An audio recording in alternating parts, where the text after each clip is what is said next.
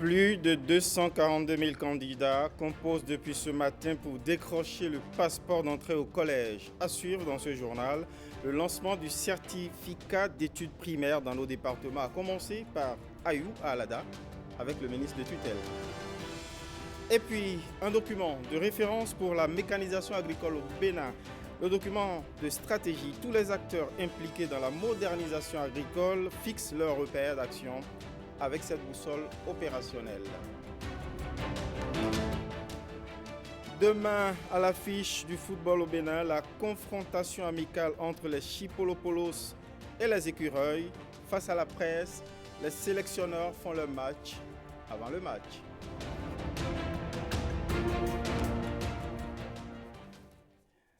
Bonsoir à tous et bienvenue à ce journal. Déjà 3 ans que la 6e mandature de la Cour constitutionnelle a démarré sur des chapeaux de roue avec des innovations, notamment des audiences publiques. Pour parler des enjeux de ces innovations et d'autres questions, nous avons invité sur ce journal, pour marquer ces 3 ans, le secrétaire général de l'Auguste Institution, M. Gilles Badet. Bonsoir. Bonsoir, monsieur le journaliste. On vous garde pour revenir sur les innovations qui ont marqué déjà les 3 ans de cette mandature de la Cour constitutionnelle. Mais si vous le voulez bien, vous retiens d'abord pour aller dans les centres de composition du CPE qui a démarré aujourd'hui. Vous avez un enfant qui a composé ? Mon enfant a composé l'année dernière, il est en 6e. Ah ben, très bien. Ceux qui composent aujourd'hui, il est plus de 242 000, eh bien, ils composent pour rechercher leur ticket d'entrée au collège. Certificat donc d'études primaires CEP première journée. Les 242 000 et quelques candidats à l'assaut de leur ticket d'entrée en 6e ont composé effectivement aujourd'hui. Comment ont-ils trouvé les premières épreuves? Oseni Adeleke a posé la question à quelques candidats rencontrés ici à Cotonou. On les écoute. Je suis un candidat au CEP 2021. Les épreuves de cette matinée ont été très faciles et abordables. Je suis sûr d'être parmi les meilleurs. Les épreuves de cette matinée ont été très abordables. Je suis sûr d'être parmi les meilleurs du Bénin. Aujourd'hui, c'est la première journée de l'examen du CEP 2021 qu'on vient de passer. Les épreuves étaient abordables. D'abord, on a débuté par l'expression et la lecture. Après, on a continué par l'expression écrite. Puis, a suivi l'EST. Puis, quand on est revenu, on a continué par l'ES qui était très abordable. On vient de terminer l'oral. Je suis sûre de réussir mon examen. Les épreuves de cette matinée sont très abordables. Je suis sûre d'être parmi les 3 meilleurs du Bénin.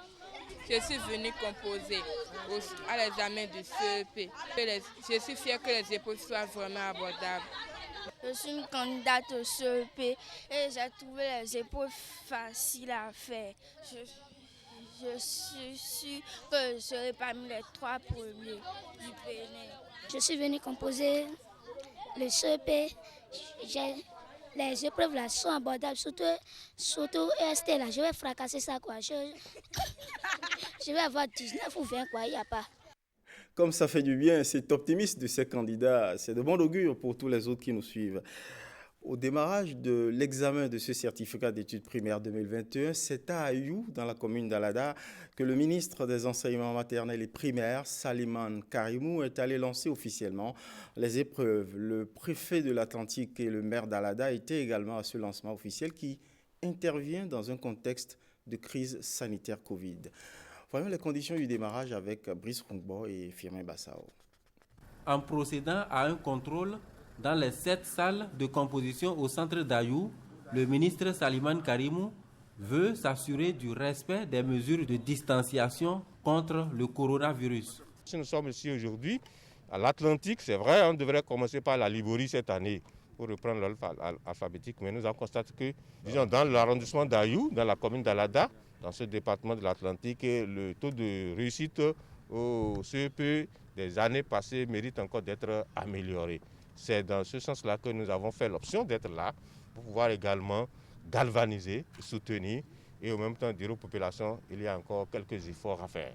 Donc vous avez vu, n'est-ce pas, le dispositif de lavage de mains, vous avez vu qu'il y a dans chaque salle au moins de gel hydroalcoolique comme c'est prévu, vous avez vu que les candidats ont mis leur masque. Et il en est de même pour les surveillants de salle. Mais surtout en ce qui nous concerne aujourd'hui, dans l'organisation des examens, même la Covid-19 n'a pas empêché la dynamique d'une bonne organisation et à date réelle. Et donc tout ça, c'est à l'actif, disons, des acteurs de l'éducation, mais surtout du gouvernement, qui, donc, à travers le ministère des enseignements maternels primaires, implique donc un bon management, une bonne gouvernance de l'école maternelle primaire. Satisfait des conditions de déroulement de l'examen au centre d'Ayou, le ministre Salimane Karimou a exhorté tous les acteurs de l'organisation à donner le meilleur d'eux-mêmes pour des résultats beaucoup plus reluisants. Et puis avant de sortir de Cotonou pour aller à l'intérieur du pays, pour voir un peu l'ambiance du démarrage du CEP de cette année, on va marquer un arrêt à la Cour constitutionnelle, 6e mandature qui vient de boucler ses 3 ans. 3 ans d'exercice. Exercice qui a démarré, monsieur le secrétaire général Gilles Badet de la Cour constitutionnelle, avec une modification du règlement intérieur et surtout, ce qui n'a jamais été vu par les Béninois depuis la création de la Cour constitutionnelle au Bénin, des audiences publiques. Pourquoi cet empressement dans la modification des textes qui réglementent le fonctionnement de cette institution? Cela veut dire simplement que les personnes qui ont été appelées à diriger la Cour constitutionnelle à partir de 2018 étaient des acteurs silencieux qui n'avaient pas la possibilité de mettre en œuvre leurs idées d'amélioration du fonctionnement de la Cour constitutionnelle, ce qui fait que dès leur arrivée, ils ont estimé, notamment lorsque vous avez un avocat, le principe du contradictoire est quelque chose de très important pour lui. Donc, ils ont estimé qu'il fallait améliorer. Vous parlez du professeur Joseph Diogbenou, Maître Diogbenou, qui dirige l'institution. Ils ont estimé qu'il fallait améliorer le principe du contradictoire. Qu'est-ce que ça veut dire? Avant, lorsqu'à la Cour constitutionnelle, vous saisissez la Cour d'un recours contre une autorité, cette autorité répond et la Cour considère que les débats sont clos et traite le dossier. Et parfois, lorsque la décision sort, les personnes concernées, les requérants, sont un peu surpris de voir la réponse qui a été donnée et de regretter de n'avoir pas eu l'occasion de répliquer sur cette réponse. Aujourd'hui, avec la modification du règlement intérieur, lorsqu'il y a un recours qui est fait, l'autorité ou la personne concernée est invitée à une audience qui s'appelle une audience de mise en état, puisqu'il y a eu la création de 2 chambres de mise en état. Alors, à cette audience de mise en état, malgré les écritures qui sont échangées, il y a des débats et chacune des parties a l'occasion de réagir sur la réponse de l'autre. Et ainsi de suite jusqu'à ce que les 3 membres de la chambre de mise en état considèrent que le dossier est suffisamment mûr et que chacun a eu l'occasion non seulement de donner son point de vue, mais d'opiner également sur le point de vue de l'autre. Et ça devant tout un public. Et c'est à l'issue de cet exercice où chacun est sûr de s'être bien exprimé que le dossier va en audience plénière. Et à l'occasion de cette audience plénière, le rapport qui est également préparé par un membre de la Cour est encore soumis aux parties, devant toujours le public, afin que le projet de réponse que le rapporteur propose à ses collègues soit également examiné et que les parties réagissent à cela. C'est à l'issue de tout ça que la décision de la Cour est rendue publique lors d'un procès. Ça veut dire qu'on a amélioré la transparence, on a amélioré le contradictoire et en même temps, on a amélioré la confiance du public à la juridiction parce qu'aujourd'hui, comme c'est ouvert et qu'il y a une salle d'audience, tout le monde vient, on constate que les choses se font dans la grande transparence et cela a provoqué un engouement tel qu'aujourd'hui, vous voyez, le nombre de décisions a explosé au niveau de la Cour constitutionnelle. Vous considérez que cette innovation a créé une sorte d'attachement en fait à cette institution dont les décisions ne sont pas toujours bien accueillies les décisions ne sont pas toujours bien comprises parce que... Vous jouez sur la nuance. Oui, parce que les populations voyaient peut-être la Cour constitutionnelle comme la juridiction des seuls organes publics, des seuls pouvoirs publics. Or, la Constitution n'est pas que le texte qui organise les rapports entre les pouvoirs publics, c'est également le texte qui protège les droits fondamentaux. Donc aujourd'hui, chaque citoyen, qu'il se plaigne d'égalité, de discrimination, qu'il se plaigne de tel ou tel droit, peut saisir la Cour constitutionnelle et voir sa cause entendue. Aujourd'hui, que ce soit des atteintes que les personnes revendiquent contre les autorités policières, contre la justice ordinaire ou contre tel ou tel ministère ou telle administration, ils ont cette possibilité de venir et de discuter avec ces autorités et d'échanger et d'être sûrs que leurs points de vue sont... Et c'est pour ça que c'est surtout la question des droits fondamentaux qui a retenu la Cour constitutionnelle. Vous voyez les questions de détention arbitraire, les questions de discrimination entre hommes et femmes. Vous voyez par exemple les femmes de l'armée qui ne pouvaient pas, à cause de leur statut de femme, rester dans l'armée les 3 ou 5 premières années, se marier ou tomber enceinte. C'était une discrimination manifeste que la Cour a sanctionnée. Et vous voyez des détentions arbitraires qui durent 14 ans sans que la personne ait été jugée. En tout cas, beaucoup de questions de droits individuels qui ont été saisis par la Cour. Et voilà, de sorte que les statistiques parlent d'elles-mêmes. Vous voyez aujourd'hui, alors qu'on tournait autour de 200-250 décisions, à partir de 2019, nous sommes allés à plus de 500 décisions qui ont été rendues. Et en 2020, plus de 700 décisions ont été rendues parce qu'il y a un engouement dans les recours et la Cour constitutionnelle est devenue la chose des individus qui ont retrouvé une confiance dans cette juridiction et qui la saisissent à toute fin de protection de leurs droits. En revanche, on va finir là-dessus, à contrario de ces principes démocratiques qui ont été restaurés au niveau du fonctionnement des décisions de la Cour, notamment le contradictoire et la transparence, il y a eu un rétro-pédalage jurisprudentiel. Des grandes décisions de la Cour au lot ont été carrément remises en cause. Vous savez, une société avance. Et les réflexions sur certains droits peuvent également évoluer. La joie que nous avions à célébrer un certain nombre de libertés individuelles ne doit pas nous empêcher de savoir que la fonction travail, fraternité, justice, travail, on dit que la fonction travail est quelque chose de très important. Si vous prenez le droit de grève, vous avez montré en début de votre journal, et vous allez continuer à en parler, le certificat d'études primaires qui s'est passé à date, dans les délais. Les Béninois ont presque oublié qu'il y a quelques années simplement, on était tous anxieux de savoir si les examens allaient se passer, si l'année n'allait pas être blanche, et que des personnes mouraient dans les hôpitaux par manque de soins, et que des détenus restaient dans les prisons sans savoir à quelle date ils allaient sortir, alors même qu'ils n'avaient pas été jugés.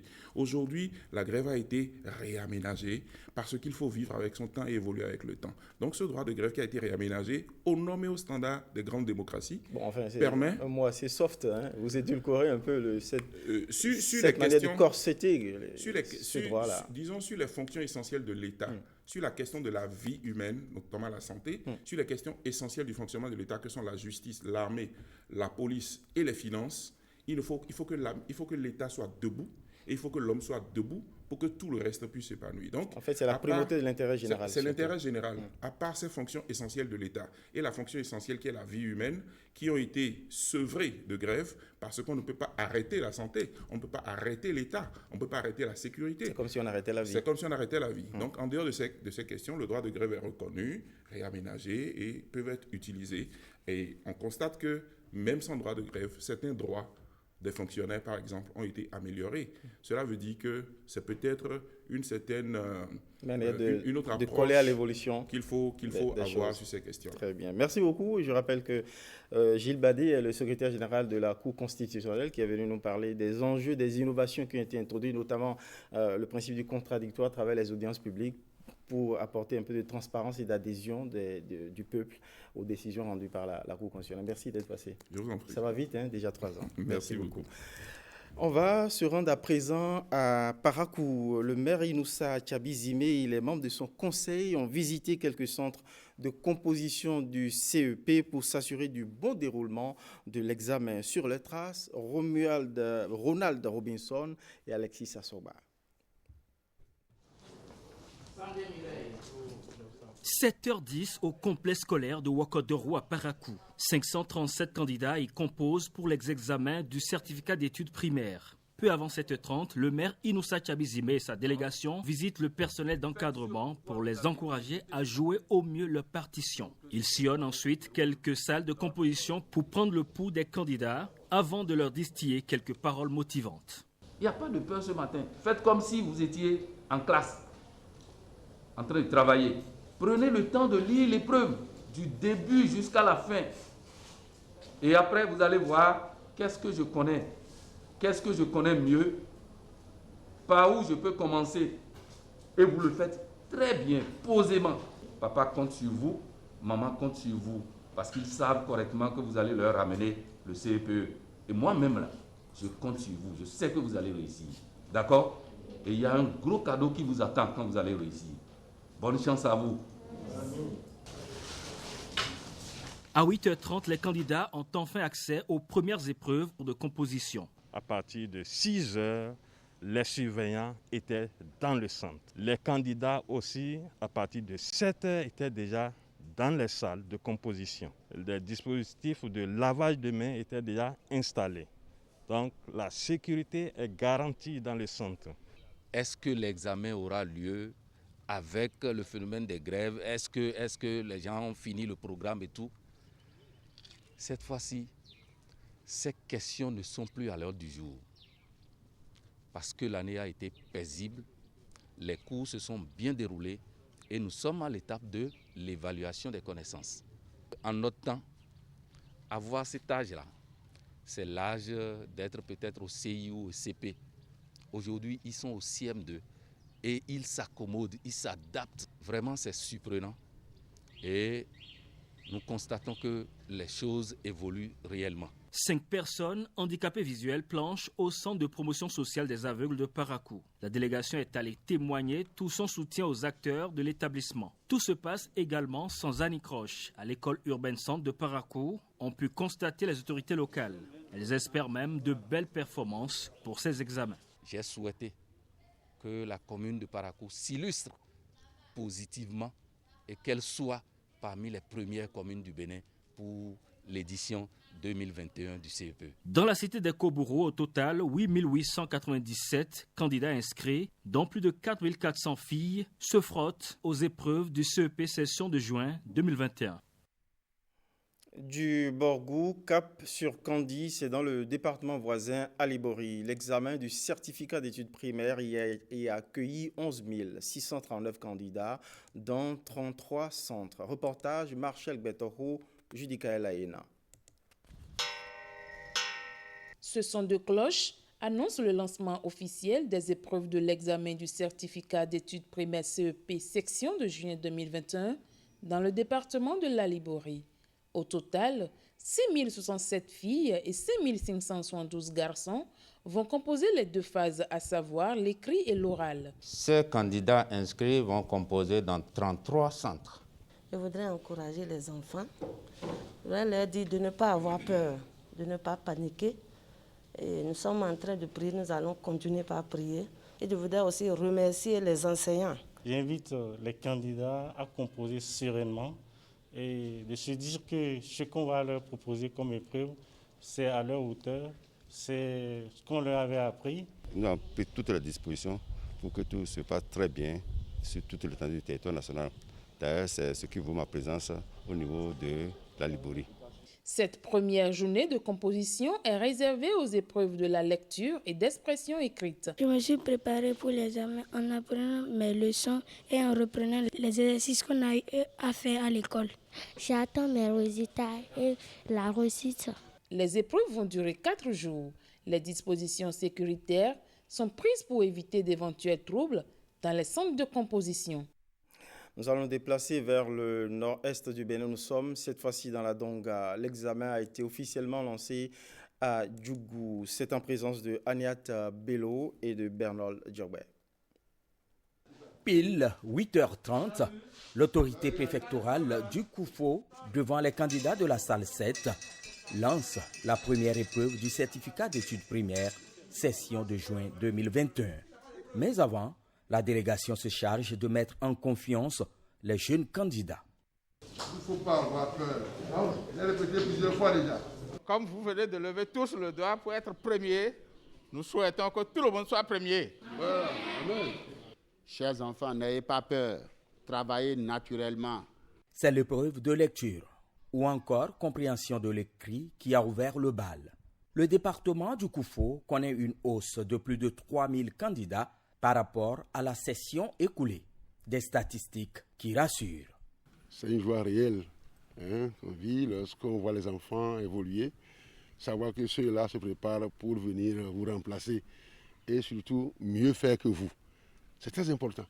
Donc nous allons prier pour les enfants, pour qu'ils puissent travailler correctement et même être en tête au niveau national. Vous savez, nous sommes passés de 10 009 candidats à 13 109 candidats cette année. Et ça veut dire que le nombre a augmenté. Ça veut dire que la scolarisation est en train de prendre une tournure qui nous rend contents aussi. De plus en plus, les parents envoient leurs enfants à l'école. C'est heureux de savoir ça. Et je souhaite une bonne chance à mes enfants, à nos enfants.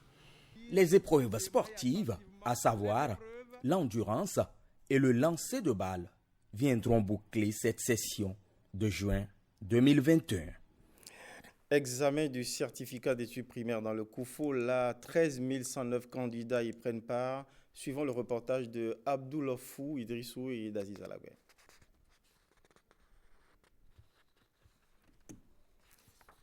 CEG à Diawere, lundi matin, alors que les candidats à l'assaut du premier diplôme s'empressent à regagner leur salle de composition, le chef centre et les examinateurs font les derniers réglages pour un bon déroulement de l'examen. Nous avons invité les candidats à vraiment être tempérés, à réfléchir, à ne pas être agités, à ne pas se précipiter sur les épreuves.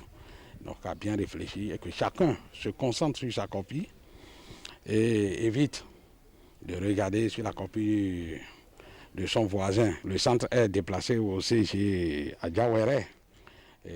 Parce que si on doit les disposer en respectant les distances nécessaires, les écoles primaires qui sont ici ne pourront pas les garder tous. Ceci participe également de la transparence voulue par les autorités en charge de l'éducation dans le département. Aux chefs de centre, ils ont également leur cahier de charges.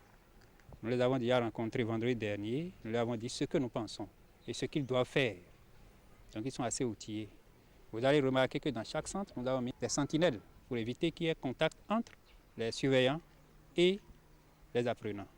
Nous voulons de bons résultats. Plus de 12 900 candidats planchent pour le compte du département du Plateau. Toutes nos excuses pour ce souci d'aiguillage. On était plutôt dans le Plateau pour le lancement de cet examen. On se dirige maintenant vers Porto Novo. Et c'est le complexe scolaire de Doha qui a accueilli les autorités communales au lancement de la première épreuve du CEP. Dans ce centre, le premier adjoint au maire de la ville a représenté le maire empêché. On écoute Rachad Toukouro. C'est le plus grand centre de Porto Novo en termes d'effectifs, c'est-à-dire des candidats. Donc c'est bien choisi à dessein. Ce qui nous réjouit, c'est que depuis quelques années, nous assistons à des années scolaires apaisées. Donc ça a été encore le cas cette année. Donc nos impressions, naturellement, elles sont bonnes. Elles sont bonnes en ce sens que tous les surveillants sont en place. Donc on n'a pas noté d'absence en tant que telle. Les responsables également sont arrivés à l'heure et nous avons lancé le démarrage de la première épreuve autour de 8h50. De Porto Novo, remontons vers la commune d'Abomey-Calavi. Le maire a dépêché une délégation conduite par la première adjointe pour faire le constat d'un démarrage effectif du CEP.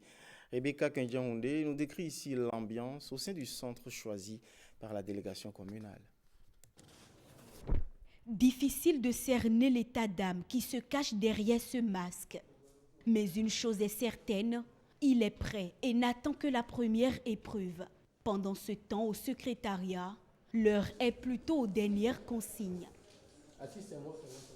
Nous sommes ici dans le village de Soma, commune d'Abomey-Calavi, plus précisément à l'école primaire publique de Togba 1. Et c'est le centre choisi par le conseil communal pour lancer officiellement les épreuves à Abomey-Calavi. L'équipe à son arrivée a parcouru les salles de composition et nous avons vu que les enfants sont gais parce que le premier facteur qui perturbe le candidat, c'est le climat. Il n'y a pas eu la pluie, le jour est ensoleillé, donc ça leur donne plus de vigueur. Nous leur avons prodigué de sages conseils comme quoi de ne pas être crispés. 364 candidats sont inscrits dans ce centre. Au démarrage de la première épreuve, 4 ont manqué à l'appel. Abomey-Calavi 1 compte 31 centres de composition avec un effectif de 15 788 candidats. Pour le CPE, nous attendons un chaos, 100%. parce que les enfants ont été préparés. Dans les salles de composition, place maintenant à la concentration. Dehors, des parents d'élèves déjà impatients de voir s'égrener les minutes pour la fin des épreuves de la matinée. Quant au tout nouveau préfet du littoral, maître Alain Sourou Orunla, pour son premier lancement du CEP en tant qu'autorité préfectorale de l'État, sépare les 317 candidats du centre Siquet Sud qu'il a commencé sa tournée des centres d'examen. Reportage Rachida Biomaman, Évariste Zomao. De bonne heure, il est allé soutenir les 317 candidats du centre Siquet Sud, un des 11 centres de la circonscription scolaire du même nom. Sous les regards des parents amassés dehors, Alain Orunla, le tout nouveau préfet du littoral, tel un bon père de famille, s'inquiert du dispositif de déroulement de l'examen. À la tête d'une délégation composée du premier adjoint au maire de Cotonou et de quelques cadres techniques, le commandant en chef du département du littoral échange avec le secrétariat, visite les salles, prodigue des conseils. Il ne faut pas avoir peur, c'est les mêmes exercices que ce qu'on a fait pendant toute l'année. C'est à votre portée, d'accord? Et quand vient le moment fatidique, les épreuves scellées sont présentées à tous pour en attester la confidentialité. Le pli sera ensuite ouvert, le dispatching des épreuves par salle effectué devant tous et en toute transparence avant distribution. Quand les enfants sont bien équipés, il n'y a pas de raison que dans la salle, ils paniquent ou qu'ils aient des doutes de compréhension. Sinon, ils sont sereins. Et ils nous ont promis de mettre le plein. Nous aurons le maximum de bons résultats après cette vie. Après Siquet Sud, cap sera mis sur d'autres centres de composition, au centre des aveugles et amblyopes de Segbéa 2 et au complexe scolaire de Segbéa A, B et C, rien à signaler. À l'école primaire publique de Ouigamin, la délégation surprend quelques élèves ayant achevé l'épreuve de lecture. L'instant est paternel. Je pense que cette visite nous a vraiment redonné chaud au cœur et nous encourage. C'était vraiment parce que je suis sûre d'avoir au moins une bonne note. 17, 18, 19, 20. L'épreuve de lecture était simple. On dirait pas trop comme si c'était un examen comme ça. Eh bien, j'ai du courage que j'aurai quand même une bonne note pour cette épreuve. Le littoral enregistre en tout 18 339 candidats, dont 8 959 filles. Alain Orunla espère que, comme à l'accoutumée, le littoral sera dans le carré d'as. Je vous l'avais annoncé, mais il manquait à l'appel. Ça y est, on l'a retrouvé. Le sujet sur le lancement du CEP dans la Donga, particulièrement à Djougou. On va retrouver le reportage de Aniat Bello et de Bernard Djobé. Avec leur masque au visage et leur carte d'identité scolaire sur leur feuille de composition, les candidats étaient prêts à affronter la première épreuve. Mais avant le démarrage, la délégation officielle ayant à sa tête le préfet de la Donga a donné les dernières consignes aux surveillants afin que l'examen se déroule dans de bonnes conditions. Il ne faut pas se jeter sur le sujet de façon précipitée. Vous avez compris ? Tout ce que les enseignants vous ont appris durant l'année scolaire, c'est ça qui va venir. Premier du Bénin parmi les candidats, mais aussi premier au niveau des statistiques par département pour la Donga, le directeur départemental de l'enseignement maternel et primaire de la Donga reste confiant. L'espoir est permis, mais cela ne sera possible qu'avec la contribution des parents d'élèves. La participation, c'est que les enfants qui ont commencé ne puissent pas abandonner. Cela mérite un suivi. Lorsque les enfants quittent à la maison, il faut que les parents s'assurent qu'ils viennent effectivement au centre. Ils doivent également s'occuper de leur alimentation et nous sommes dans une période de saison pluvieuse. Si possible, leur donner des parapluies et s'ils ont la possibilité même de les amener au centre, c'est plus bon. Plus de 242 000 candidats composent sur toute l'étendue du territoire national pour le CEP, mais seulement 9 853 proviennent du département de la Donga. Parlant de la sécurité et de la qualité des aliments consommés par les candidats en cette période, ce souci fait écho justement à cette célébration ce 7 juin de la journée internationale de la sécurité sanitaire des aliments. Thème du rendez-vous de cette année, des aliments sains pour un avenir sain. Au Bénin, l'Agence béninoise de sécurité sanitaire des aliments se mobilise. Autour d'elle, les acteurs impliqués dans la production des aliments et leur contrôle sanitaire. Stanislas Limpon, Simon Vignon nous trace ici les enjeux. Environnement sain pour des aliments sains. L'un des sous-thèmes en débat ici. L'Agence béninoise de sécurité sanitaire des aliments sensibilise les exploitants agricoles et autres acteurs importants du domaine agroalimentaire. Objectif, les inciter à agir afin de prévenir les risques d'origine alimentaire. L'Agence béninoise de sécurité sanitaire des aliments, autorité compétente en matière de sécurité sanitaire des aliments, l'ABSSA est consciente qu'une vaste collaboration et la contribution de tous les acteurs de la chaîne d'approvisionnement sont capitales pour la sécurité sanitaire des aliments au même titre qu'une bonne gouvernance et des réglementations appropriées. Des aliments sans danger pour les consommateurs, la question préoccupe depuis des années le gouvernement. Depuis plusieurs années, l'État béninois, à travers son système de sécurité sanitaire des aliments, garantit à sa population et à celle des pays avec qui il fait des échanges commerciaux des aliments sains par la surveillance et le contrôle des contaminants dans les aliments, l'évaluation de la qualité et de la conformité sanitaire des établissements et des produits agroalimentaires en vue de leur mise sur le marché, l'organisation des contrôles de denrées alimentaires au niveau des marchés, des magasins de stockage et aux différents points d'entrée, aussi bien terrestres, maritimes qu'aériens. Selon la FAO et l'OMS, près de 420 000 personnes meurent dans le monde chaque année après avoir consommé des aliments contaminés. La communauté internationale veut alors inverser la tendance à travers cette journée de sensibilisation qui est à sa 3e édition. On va parler à présent d'un document très important pour l'agriculture béninoise.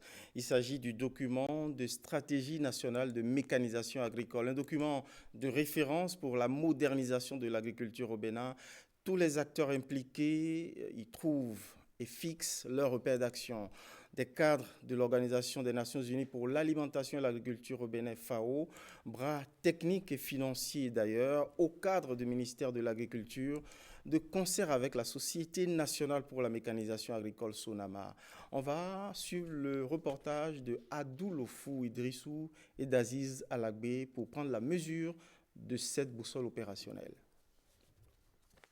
Le projet de mécanisation agricole amorcé par le gouvernement béninois poursuit son cours.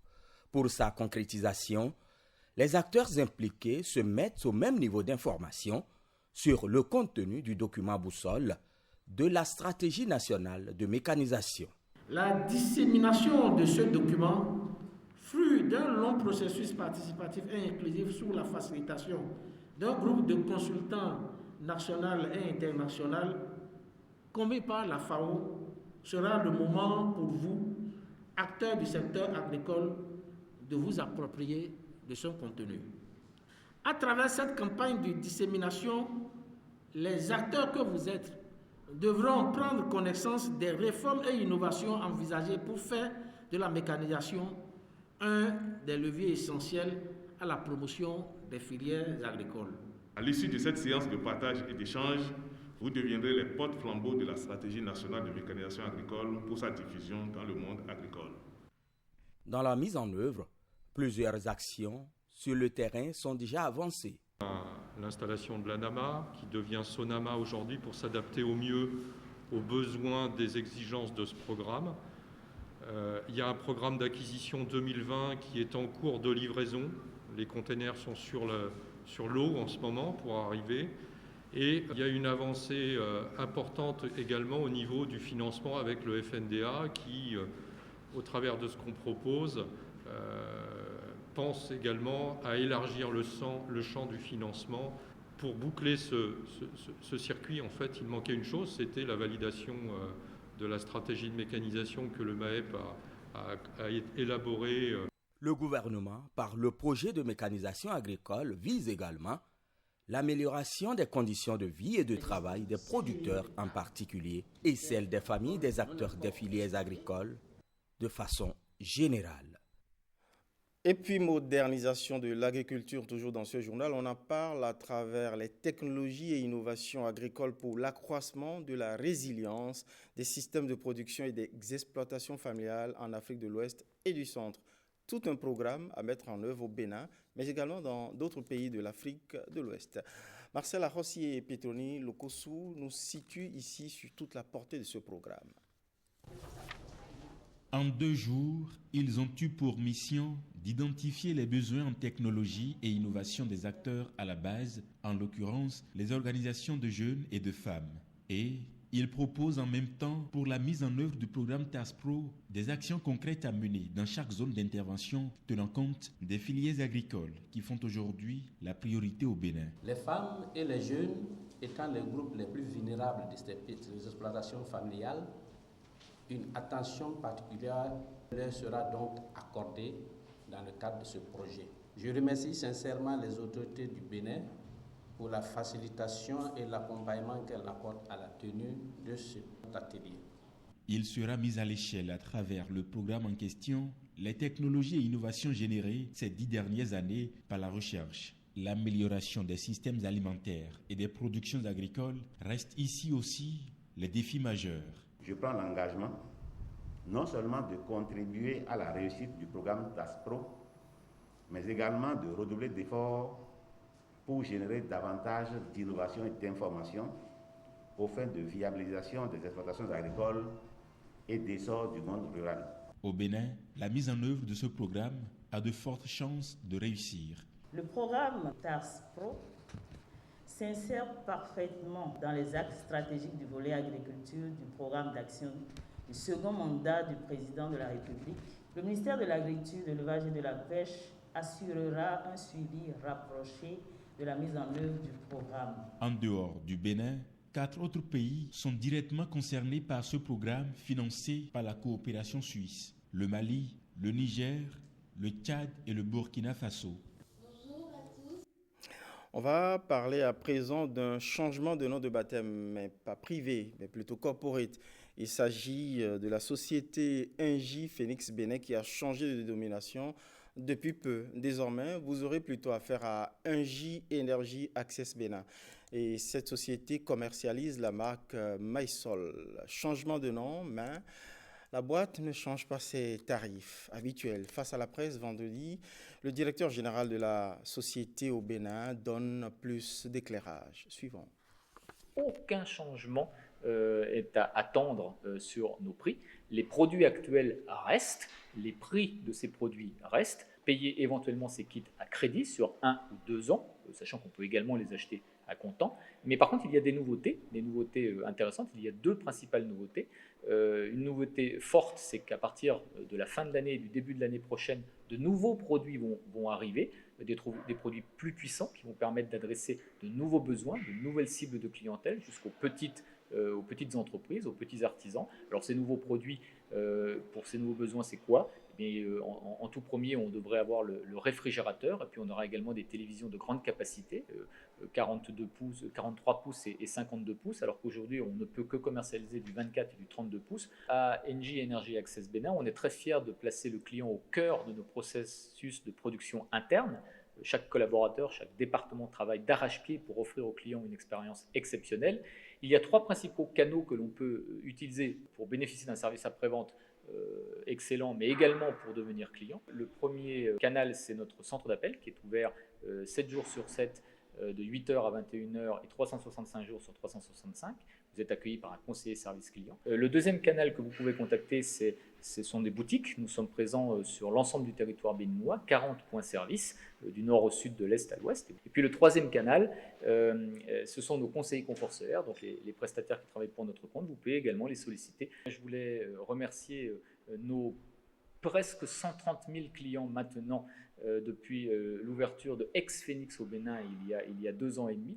Ils nous ont fait confiance et je voudrais leur demander de continuer de parler de nous, de parler de nous à leurs voisins, à leurs proches, à leurs amis, parce que l'électrification du Bénin est l'affaire de tous.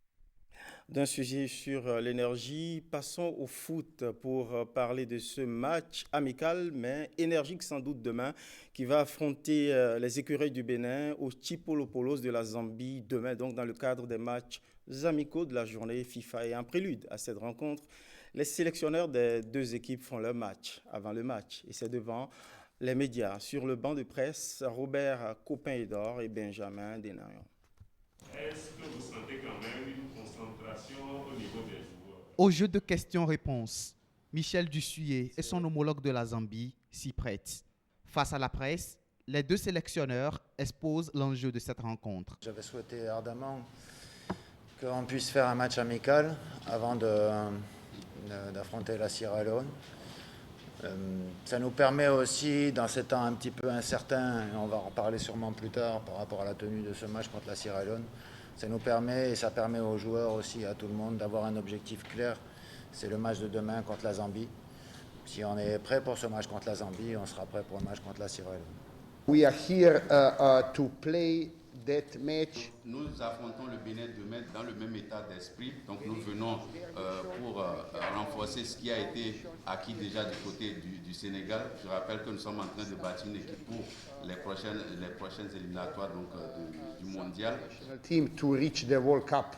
En regroupement depuis 2 semaines, Michel Dussuyer rassure par rapport à l'état d'esprit de son groupe. Et on a travaillé comme on le fait dans l'approche de chaque match, en élargissant un tout petit peu plus la charge de travail parce qu'on avait un peu plus de temps, donc on a pu travailler avec une intensité un peu sur 3 jours au lieu de 2, donc voilà, ce sont des choses qui sont aussi intéressantes. Donc globalement, je suis satisfait du travail qu'on a pu faire. Faire un résultat à l'issue de ce match, une priorité pour Michel Dussuyer. Le résultat a quand même beaucoup d'importance malgré tout, quoi, parce qu'on parle d'une sélection. Donc il est important de pouvoir gérer ces deux aspects-là, essayer d'avoir une équipe, de donner du temps de jeu à certains joueurs, mais sans trop déstabiliser et avoir cet objectif, parce qu'on a un objectif de résultat derrière. 4e confrontation entre le Bénin et la Zambie, ce mardi 8 juin, à partir de 17h, au stade général Mathieu Kérékou. Voilà, on croise les doigts pour les écureuils, même si le sélectionneur il s'automotive. Cela compte, même pour un match amical. C'est donc sur ces images de sport que prend fin ce journal. Merci de l'avoir suivi. Merci à toutes les équipes techniques et rédactionnelles. Bonsoir chez vous.